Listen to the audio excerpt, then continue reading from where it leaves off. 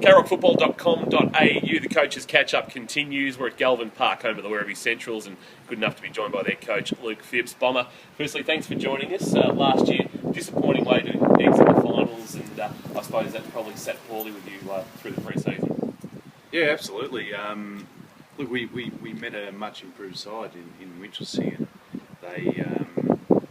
they kept improving during the year. We met them here halfway through the year, and we beat them by about 8 or 9 goals, and I think they had probably 5 or 6 out of their best team came out to St Albans, and really I haven't watched that game back. It's probably too disappointing to watch it back, but they played a very good game plan. They set up really well at the half back, and just thinking about the way we went about it and what we had to do to bounce back from that. So. You obviously, when you were good, you were very, very good. You were among the best in the competition, and I take it back to that day in May at Richmond Crescent when you put East Geelong to the sword, but then when you were poor, you had a bad day, and obviously Inverleith's a day that probably doesn't sit comfortably with you. Yeah, absolutely. It doesn't sit comfortably with anyone that sits in the boardroom here at Centrals. Yeah, look, against East Geelong, we did everything right, and you guys captured that game. Your first call in the GDFL football. Yeah, but in saying that, East had a lot of players out. They were hit with injury quite early in the piece, and we had our full team in that day. So turn it around 9 or 10 weeks later, we were probably in East's situation with the amount of injuries we had, and East showed what they could do deep in the finals. So yeah, we were good when we hit our straps, but yeah, we were equally as poor as it was against Anarchy at Anarchy and Inver at Inver. So there's a bit of work to do, and that's why we're here 3 nights a week now. Let's talk about your list, the turnover. Obviously, you're in a unique position to the other GDFL clubs in that you have a big region to pick from, but it also makes you very vulnerable to Western Region League clubs as well. There's been much change to what you had last year? No, the emphasis really was on was maintaining our list. We've had a couple of retirements. Nathan Lovell is hung them up. For certain? Yeah, look, he's much loved around many parts around this area, but he might have a run around in the Magoos. I'm not too sure, but yeah, he's definitely hung them up for certain. He hasn't shown his face at training, and we'll wait until Thursday night. And he'll be down here for beers, no doubt. Toby Bray's moved on to second division WRFL, back to his local junior club. So apart from that, we've got a young guy, Matty Walson, who is trying his luck at Werribee VFL, which can only benefit us if he comes back, and that's really it. Everyone else is on board from last year. We've topped up, been lucky enough to pick up some quality guys. Jason Buddy comes from Geelong, the Essendon League. He's come on as a playing assistant coach, so he's bringing in a lot of really fresh ideas from playing under Mick McGuan for the last 2 or 3 years out there, and obviously the NDFL being a very strong competition. Ben Fletcher came with him. Ben, he's also the brother-in-law of Tyrone Bruno and Bruno. So Ben played a dozen games at Werribee in the VFL. I think 5 or 6 in 1 year, 5 or 6 in the next. So he goes pretty well.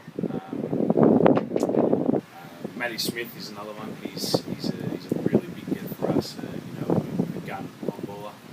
One was across the Western Ferris last year. So yeah, he's a big up, and a couple other guys there.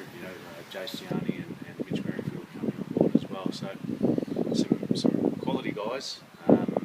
Really adding to our depth. Some under-18s coming up. Maintaining the list, like I said, was the priority. So it's a young list, it's a fit list, and most of all, it's a much quicker list. I was going to say, much of your success last year depended on a man you just mentioned, Tyrone Bruno, obviously up forward. The hamstrings failed him a couple of times last year. has there been a sort of progression there that hopefully they're a bit more fit for a future? Yeah, well, Jace Buddy, he's a physique teacher, so he's come. That's it's a strategic view from myself to appoint Jason as not only as a big 6'3" type, but also from that standpoint where he can just build these guys up. They're doing a lot of core work. We had too many injuries, too many soft tissue injuries last year, the year before, and also prior to me coming, there was a lot of soft tissue injuries, and come late in the season, it's really cost us as a club, winning one final in the past 5 or 6, so not good enough from our point of view. So injuries and mate, just keeping a healthy list together.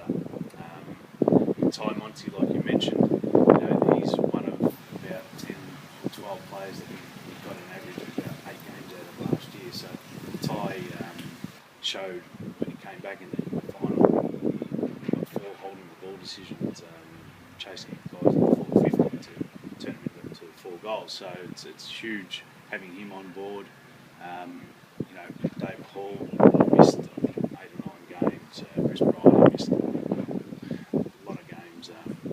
Most of our list had a lot of injuries. It meant that the guys who were continuously playing had to keep playing and couldn't be rested at certain times. So we couldn't maintain that list towards the end of the year. So teams like North Geelong and East and Bell Post could do that during the year. So sore and tired finals and Geelong West, Anarchy, Belpost Hill, Winchelsea, North Geelong is your first 5 weeks of the season. Most coaches at this year are only looking at round 1, but I'm guessing you had a sneaky look ahead to some of the first month's events like, and it's not the most generous draw you've been handed by the GDFL. Oh, look, I'd rather play one of the best teams twice during the year. You don't want to have an easy draw, and in saying that, there's no easy draw. It showed last year Thompson were tough. G West picked up some players, they were running and playing well. Inverleigh beat us at Inverleigh by a point. I mean, when we were up and about, we only beat them by 5 points here. Every team last year felt like every team could beat every team, probably apart from North, who were just superior to everyone. They really showed what a really good brand of footy is all about. So they touted us up on an average of about 90 points last year. So the draw is what it is. It doesn't faze me. We meet these teams and they've got to play us as well, so they've got to worry about us as well. So we've done a lot of work off field to get a good team together. We've been doing a hell of a lot of work on the track. Like I said, training 3, sometimes 4 times a week. So we've got to pick up our game and try and reach these guys, reach the North Geelongs, the Bell Posts, who are still setting a standard. East Geelong again. All these teams are getting stronger and picking up players from the GFL. It's really exciting. The GDFL is becoming a fairly strong league. With a lot of good players coming to this league from stronger clubs. Bomber, we wish you the best of luck. April 5 won't be too far away. It'll roll around fairly quickly. Great to catch up with you. Thanks for having us up at Galvin Park. Good stuff. Thanks, King. Cheers.